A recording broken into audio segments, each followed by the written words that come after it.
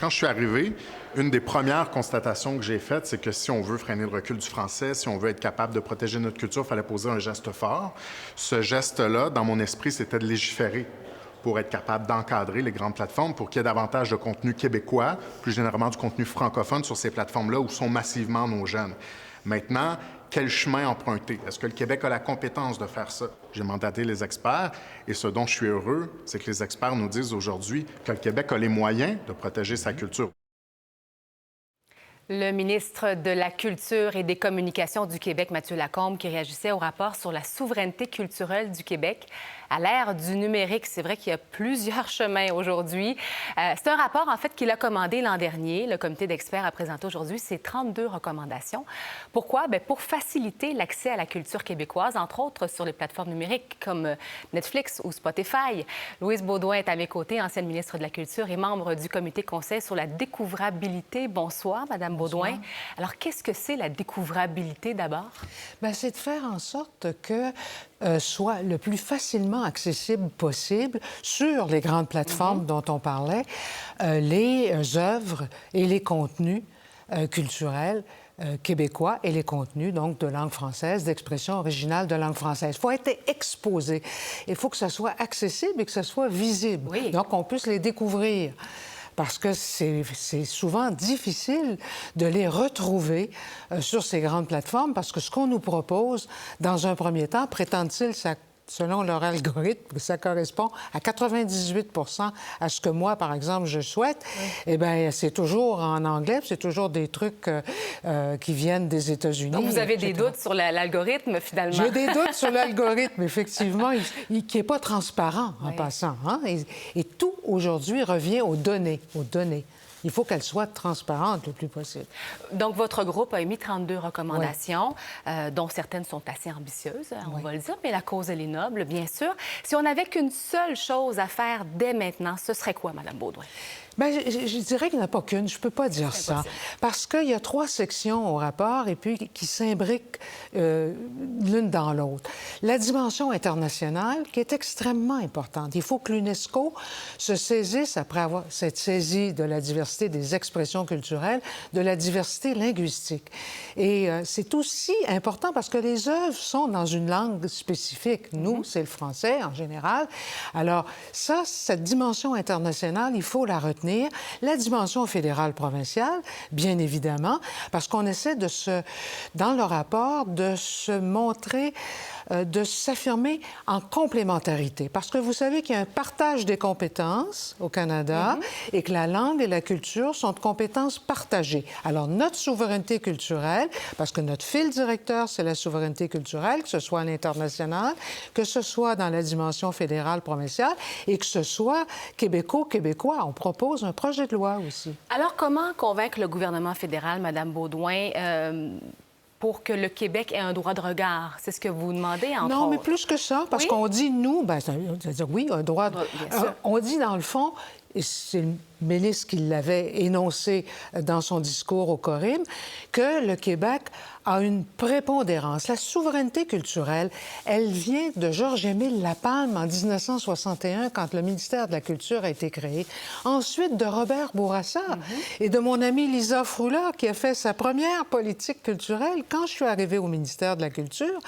C'est sûr que j'ai appliqué, dans le fond, cette souveraineté culturelle telle que Lisa Froula l'avait conçue dans sa politique culturelle. C'est pas pour rien qu'il y a une SODEC au Québec, puis qu'il y a Téléfilm Canada, qu'il y a un Conseil des arts québécois, puis qu'il y a un Conseil des arts au fédéral. C'est parce que c'est de compétences partagées. Alors, nous, on dit que la souveraineté culturelle du Québec, ça veut dire la prépondérance du Québec sur la langue et la culture. S'il y a quelque chose qui devrait être compris par le gouvernement canadien, ça devrait être ça. Ça ne l'a pas été jusqu'à maintenant, mais il ne faut pas désespérer qu'il y aura en effet une épiphanie du côté canadien et qu'on comprendra la nécessité de reconnaître cette souveraineté culturelle partagée entre le Canada et le Québec et la prépondérance pour le Québec sur sa langue et sa culture, sur l'avenir de sa langue et de sa culture. Il y a des constats qu'on fait quand même, entre autres, auprès des jeunes. Moi, j'ai des jeunes enfants, puis il y a des chiffres aussi qui existent, entre autres l'Observatoire de la culture qui disait en 2022 que les interprètes québécois ne comptaient que pour 8 des utilisateurs québécois. Nos jeunes d'aujourd'hui sont exposés à toutes les cultures et les autres cultures francophones aussi, les artistes français. Comment on convainc les jeunes d'aller vers les artistes québécois? Mais d'abord, je pense que la première chose, c'est de les exposer, justement. Même chose. Le plus possible. Donc, que ça arrive dans l'algorithme d'une part. Oui, et que ça soit le plus possible découvert et présent et accessible. Ça commence par ça. Alors, il faut que les grandes plateformes comprennent ça. Parce que on ne peut pas juste aimer Taylor Swift, là. Je le disais, il faut aimer Ariane Moffat. On peut l'aimer, mais aimer d'autres personnes voilà, d'ici. Exact. Faut pas... C'est ce que je disais, bien sûr. Oui, absolument. Alors, cette ouverture, elle ne peut pas se faire qu'en anglais et se faire... Moi, je rêve d'un monde meilleur, évidemment, et ça signifie pour moi que les cultures, les différentes cultures, qu'on puisse les découvrir et puis que notre propre culture soit découvrable partout pour les de 7 à 77 ans, qu'on y soit exposé le mieux possible, le plus possible, et puis que le monde... En français, la mondialisation, c'est pas la pensée unique. S'il n'y a qu'une culture, qu'une langue, qui est la langue anglaise et la culture américaine, eh bien, ça veut dire la pensée unique. Non, il faut justement le multilinguisme, il faut le la multitude, finalement, des cultures et des langues que l'on découvre, et la nôtre d'abord et avant tout. Je vous disais d'entrée de jeu, quand même, il y a plusieurs choses ambitieuses dans tout ça parce que il faut quand même convaincre les plateformes de justement que géographiquement, l'algorithme nous propose du francophone parce qu'on est au Québec. Oui. C'est possible, ça? Écoutez, les Européens nous donnent l'exemple. Oui. Il y a une directive européenne. Les 27 pays l'ont adoptée, cette directive européenne, et l'ont inclus dans leur droit national. Il y a comme un plancher. Je vous donne cet exemple-là, on peut en avoir d'autres.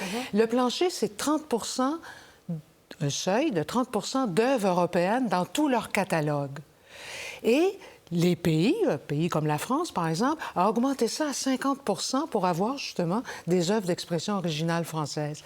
Les Catalans ont demandé à ce qu'il y ait des œuvres en catalan dans le seuil reconnu pour l'Espagne. Donc, il y a des solutions. Il y a des solutions, puis on a des exemples qui fonctionnent ailleurs. Alors, je pense que nous, oui, on peut y arriver, puis il faut y croire.